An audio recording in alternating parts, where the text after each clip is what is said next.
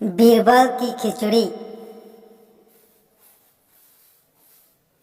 सर्दियों का मौसम था। बादशाह अकबर अपने बगीचे में बीरबल व अन्य मंत्री के साथ टहल रहे थे। टहलते हुए बादशाह अकबर ने अपने मंत्री से कहा, इस साल कुछ ज़्यादा ही ठंड पड़ रही है। महल से बाहर निकलने में भी ठंड से हालत खराब हो रही है। मंत्री ने बादशाह की बात का जवाब देते हुए कहा, जी हुजूर, बिल्कुल सही फरमाया आपने। इस साल तो इतनी ठंड पड़ रही है कि जनता ने घर से बाहर निकलना बहुत कम कर दिया है।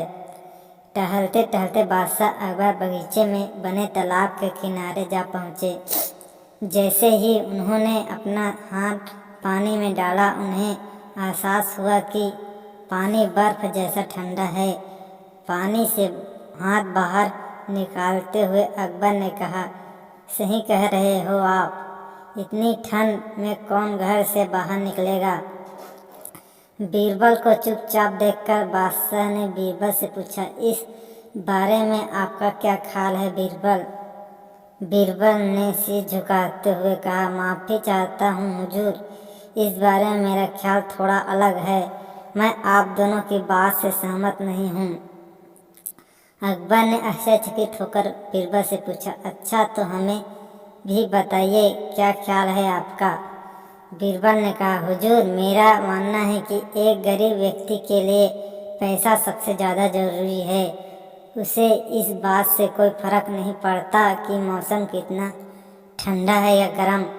अकबर ने हैरान होकर बीरबल से कहा, तो आप यह कह रहे हैं कि इस कड़ाके की सर्दी में भी एक गरीब आदमी कोई भी ऐसा काम करने के लिए तैयार हो जाएगा जिससे उसे पैसा मिल सके।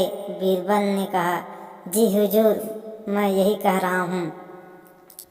बादशाह अकबर ने बीरबल को चुनौती देते हुए कहा, तो ठीक है, अगर आपने बर्फ जैसे पानी से भरे इस तालाब में किसी को रात भर खड़ा कर रखकर इस बात को प्रमाणित कर दिया, तो हम आपके लाए हुए गरीब व्यक्ति को 20 सोने के सिक्के इनाम में देंगे। बादशाह की बात से सहमति जताते हुए बीरबल ने अगले दिन एक गरीब व्यक्ति को पेश करने का वादा किया।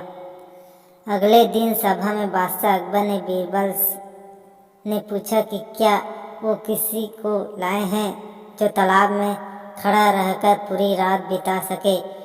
इस पर बीरबल ने गंगाधर नामक एक गरीब व्यक्ति को दरबार में मौजूद किया और कहा कि यह 20 सोने के सिक्के के लिए तालाब में पूरी रात बिताने को तैयार है।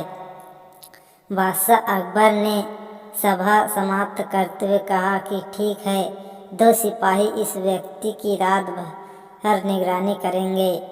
अगले दिन फिर से दरबार लगा और बादशाह ने बीरबल से गंगाधर के बारे में पूछा।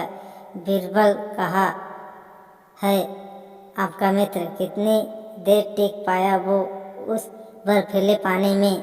बीरबल ने कहा, महाराज, वो यही है, मैं उसे दरबार में पेश करने की इजाज़त चाहता हूँ। बादशाह की इजाज़त मिलते ही बीरबल ने गंगाधर को दरबार में बुलाया। बादशाह अकबर ने गंगाधर को शाबाशी देते हुए कहा, हमें इस बात पर यकीन नहीं हो रहा कि तुम पूरी रात उस बर्फ जैसे पानी में रहे और आज हमारे सामने सही सलामत खड़े हो। यह तुमने कैसे किया, पूरी सभा को बताओ। गंगाधर ने कहा, महाराज, शुरुआत में तो यह बहुत मुश्किल था, लेकिन कुछ समय बाद मुझे महल की एक खिड़की पर एक दिया जलता नजर आया। उस दिए को देखते हुए मैंने सारी रात बिता दी। बादशाह अकबर ने चौंक कर कहा, यह तो धोखा है। तुमने हमारे महल के जलते दिए की गर्मी से सारी रात बिता ली। फरेबी, तुम्हारे इस धोखे के लिए हम तुम्हें सजा नहीं दे रहे हैं, लेकिन तुम अब इस इनाम के हकदार भी नहीं हो। यह कहते हुए अकबर ने अपने सिपाहियों से गंगाधर को महल से बाहर ले जाने को कह दिया और सभा समाप्त करके अपने कमरे में चले गए। अगले दिन रोज की तरह सभा लगी। जब बादशाह अकबर सभा में आए तो उन्होंने देखा कि सभी दरबारी अपनी अपनी जगह पर मौजूद थे सिवाय बीरबल के। बादशाह ने एक सिपाही से पूछा कि बीरबल कहाँ हैं, तो उसने बताया कि वो आज महल नहीं आए हैं। बादशाह ने सिपाही से कहा कि वो तुरंत बीरबल पर घर जाएं और उन्हें लेकर आएं। कुछ समय बाद सिपाही अकेले ही दरबार में लौट आया। बादशाह के पूछने पर सिपाही ने बताया बीरबल अपने घर में खाना पका रहे हैं और उन्होंने कहा है कि खाना पूरी तरह पक जाने के बाद ही वो दरबार आएंगे। सिपाही की यह बात सुनकर बादशाह सोच में पड़ गए, क्योंकि आज से पहले कभी भी बीरबल ने महल आने में देर नहीं की थी। अकबर को कुछ संदेह हुआ और उन्होंने बीरबल के घर जाने का निर्णय लिया।